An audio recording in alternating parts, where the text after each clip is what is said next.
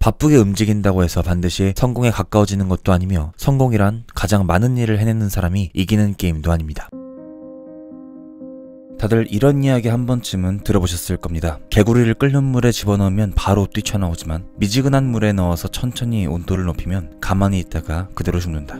이 말은 명확한 근거는 없지만 지금까지 진실처럼 믿어져 왔어요. 하지만 이것은 거짓말입니다. 어느 정도 진실처럼 들리게만 한다면 진실로 받아들이는 모든 현상을 우리는 트루시니스라고 해요. 잘못된 정보나 거짓말도 오랫동안 자주 쓰이다 보면 결국 친숙하게 느껴지고 어느 순간 진실처럼 들리게 될 거예요. 성공이라는 믿음 체계에서도 이것은 적용됩니다. 더 계획적이고 자기관리를 잘하는 사람이 되어야 해. 한 번에 여러 가지 일을 동시에 처리할 수 있는 능력이 있어야 돼. 일과 삶에 완벽한 균형이 필요해. 의지와 끈기가 높은 사람만이 성공할 수 있어. 이처럼 수많은 속설이 존재합니다. 하지만 이 모든 것들이 사실은 아닐 수도 있어요. 그래서 오늘은 우리가 흔히 착각하고 있는 성공에 대한 5가지 잘못된 믿음에 대해서 말씀드리려고 해요. 첫 번째, 성공은 철저한 자기관리에서 온다. 대개 성공한 사람들은 자기관리가 철저한 삶을 살아가고 있을 것이며 자신과 절대로 타협하지 않는 사람이라는 것이 일반적인 사람들의 인식일 거예요. 하지만 이것은 사실이 아닙니다. 성공을 위해서 우리가 언제나 절제된 행동만 하고 모든 면에서 자기관리가 철저한 사람이 될 필요는 없어요. 그리고 그것이 그렇게 오래 지속되지도 않을 겁니다. 오히려 성공은 단거리 경주라는 것을 알아야 해요. 올바른 습관이 자리 잡을 때까지만 자신을 훈련시키는 단거리 전력 질주와 같습니다. 대부분의 사람들은 관리와 습관, 이 2가지 주제에 대해서 이야기하는 것을 꺼릴 거예요. 그 이유는 이 단어들이 만들어내는 이미지가 주로 딱딱하고 불쾌한 것들이기 때문이에요. 하지만 중요한 것은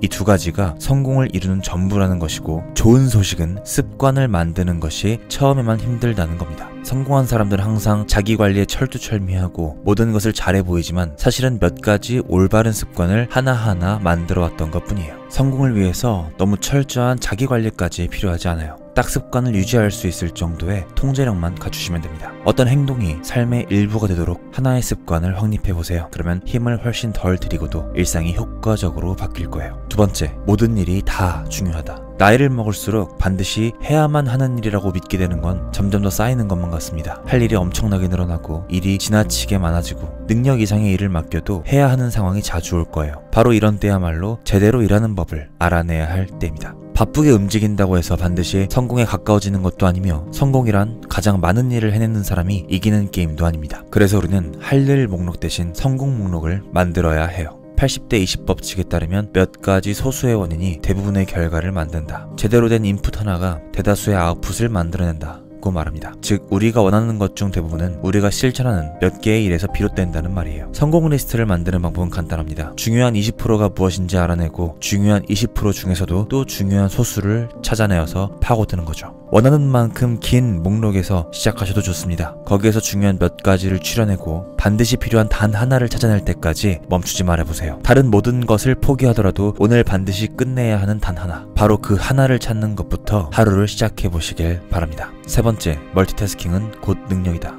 거의 모든 사람이 멀티태스킹을 효과적이고 효율적이라고 믿고 있습니다. 하지만 절대로 그렇지 않아요. 이것은 허상에 불과합니다. 그저 한 번에 여러 가지 일을 망칠 기회에 지나지 않습니다. 실제로 사람은 걸어가면서 말도 하고 껌을 씹으면서 지도를 볼 수 있습니다. 즉 한 번에 2가지 이상의 일을 할 수는 있죠. 하지만 2가지 일을 동시에 집중할 수는 없어요. 그저 주의력이 이리 갔다가 저리 갔다가 하는 것에 불과합니다. 2대의 비행기가 동시에 하나의 활주로에 착륙 허가를 받는다거나 환자에게 엉뚱한 약을 투여한다거나 하는 것들이 모두 이것 때문이에요. 이와 같은 잠재적인 비극들은 모두 한 번에 많은 일을 하려고 애쓰다가 반드시 해야 할 일, 반드시 기억해야 할 것을 잊어버리는 데서 발생합니다. 오늘날의 사무실은 정신을 산만하게 하는 멀티태스킹의 난장판과도 같습니다. 묵묵히 일을 진행하려고 애쓰지만 옆자리에 앉은 동료는 나와 수다를 떨기 위해 말을 걸고 업무 시간 내내 새로운 메일이 도착했다고 컴퓨터 화면에 알림이 뜹니다. 그러는 와중에서도 SNS에서는 새로운 소식이 올라왔다면서 우리의 주의를 끌려고 합니다. 이렇게 집중력은 분산되고 업무는 엉망이 되고 흐름은 계속해서 끊기죠. 상황이 이쯤 되면 본래의 업무를 계속하는 것만 해도 기운이 쭉 빠질 거예요. 각종 연구에 따르면 평균 직장인들은 11분마다 한 번씩 타인의 방해를 받는다고 해요. 하루 일과 중에 3분의 1을 집중력을 되찾는 데 사용한다고 합니다. 멀티태스킹은 기술이 아닙니다. 스스로를 미친 듯이 몰아가는 것에 불과하여 그렇게 두세 가지 일을 한 번에 처리하려고 하지만 결국은 아무것도 제대로 끝내지 못할 겁니다. 사실은 이 모든 일들을 하기에 시간이 부족한 게 아니라 주어진 시간 내에 너무 많은 일을 하려는 게 문제입니다. 우선순위대로 정리를 해서 하나하나씩 끝내는 것이 더 정확하고 효율적으로 일을 처리하는 방법일 겁니다. 네 번째, 의지만 있다면 못할 일은 없다. 이런 생각 한 번쯤은 해보셨을 겁니다. 난 왜 이렇게 의지력이 약하지? 나한테 문제가 있는 건가? 나는 실패자인가? 왜 나에겐 투지 같은 게 없을까? 30년간 진행된 한 실험에 따르면 참을성이 좋은 사람일수록 학업 성적이 좋고 자아 존중감이 높다는 연구 결과가 있었습니다. 이와 더불어서 스트레스도 더 잘 관리하는 것으로 나타났어요. 즉, 의지력과 자제력이 미래의 성공과도 아주 밀접한 연관이 있다는 것이었어요. 그래서 우리는 이 의지력을 효과적으로 사용할 줄 알아야 합니다. 의지력은 마치 휴대전화의 배터리와 같아요. 매일 아침 가득 찬 상태로 하루를 시작하지만 시간이 지나면서 남은 양이 줄어듭니다. 배터리의 막대기가 줄어들 때마다 의욕도 줄어들고 붉은색으로 변해서 깜빡거리기 시작하면 의지력은 바닥이 난 상태라고 봐도 좋습니다. 그렇다면 의지력을 어떻게 활용하고 관리해야 할까요? 가장 좋은 방법은 의지력이 가장 좋을 때 가장 중요한 일을 처리하는 겁니다. 다시 말해서 중요한 일은 하루 중에서 자신의 의지력이 가장 충만한 시간대를 알고 이때 가장 중요한 일을 하는 거예요. 우리는 자신도 모르게 의지력을 갉아먹는 많은 행동을 하고 있습니다. 일과 관련 없는 카톡, 수다의 에너지를 사용하고 있고 인터넷 서핑을 하기도 합니다. 어떤 감정이나 충동을 억누르는 것도 의지력을 갉아먹는 행동에 속해요. 그리고 이런 하루를 보내다 보면 의지력은 어느 순간 바닥나 있고 정작 가장 중요한 일을 하려고 하면 그것을 처리할 에너지가 부족해집니다. 중요한 일을 하고 있을 때는 다른 것에 정신이 팔리거나 엉뚱한 길로 빠지지 않도록 최대한 집중해서 끝낼 필요가 있어요.